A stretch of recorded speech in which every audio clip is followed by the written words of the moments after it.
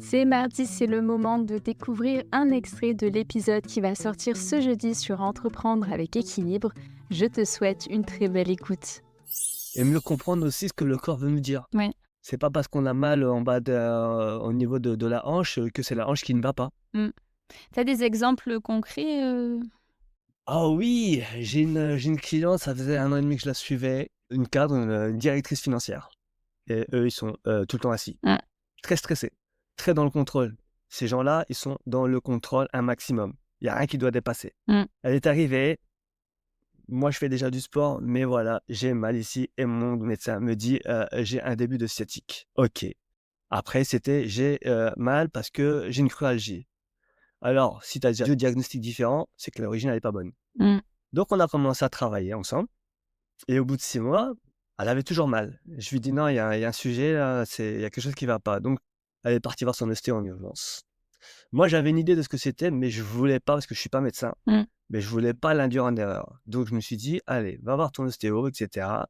J'ai demandé à la cliente: «Est-ce que tu me permets que j'appelle ton ostéo pour essayer de bien comprendre le signal qu'envoie ton corps?» parce que visiblement on n'est pas dedans. Mm. Parce que si, tu as encore mal, c'est qu'il y a un problème quelque part et l'ostéo, je l'ai eu, le lendemain: «Oui, écoutez, voilà, le problème, il est là».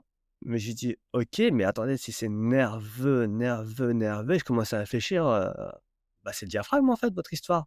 Elle me fait complètement, elle me fait à chaque fois qu'elle vient me voir, son diaphragme, il est bloqué. Ah OK, donc la respiration. Elle me fait: «Tout à fait» et cette dame-là, elle veut pas respirer, elle est tout le temps en apnée et donc quand elle est revenue, je l'ai fait asseoir. Je lui ai dit: «Écoute, c'est très simple, ce que tu ne veux pas, tu vas être obligé d'y aller. Tu vas être obligé de lâcher prise. Si tu lâches pas prise, tu auras de plus en plus mal, tu auras de plus en plus de problèmes et crains le pire». Mm. Alors c'est pas une question que je veux te faire peur, mais je lui ai dit: «C'est vraiment une certitude» et donc là, elle me dit: «Oui, je sais pas si je vais y arriver». Je dis: «Si tu me fais confiance, on va y arriver». Il lui a fallu 1 mois pour tout relâcher. Mm. C'est très fort, hein. D'habitude, ça prend vraiment des mois et des mois et des mois, mais là, comme ça faisait 1 an et demi que je la suivais et elle m'a fait confiance et elle va plus chez l'ostéo. C'est fini, elle a plus mal.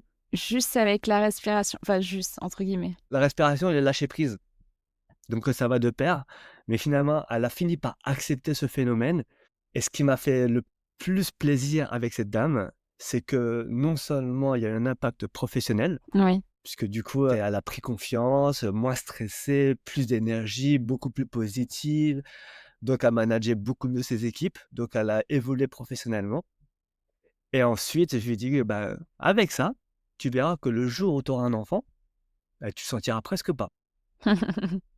Donc elle était prête, donc effecti et 6 mois après, elle est tombée enceinte.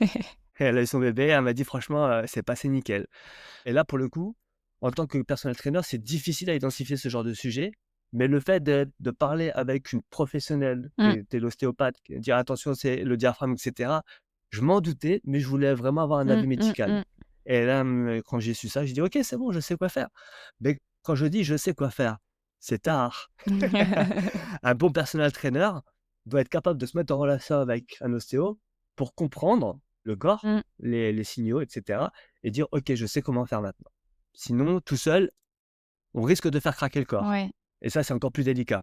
Je pense que là, ça met le doigt sur quelque chose aussi, c'est qu'au final, quand il y a des signaux du corps, alors bon, il y a des petits signaux, on va dire, peut-être qu'il y a différents niveaux. Certains qu'on peut assez facilement identifier seul et sur lesquels on peut agir, mais Mmh. un ou des avis externes vont être, nécessaires pour emboîter les différentes informations, les différents, points de vue. Alors peut-être trop d'avis, c'est pas bon non plus, mais au moins, avoir une prise de recul.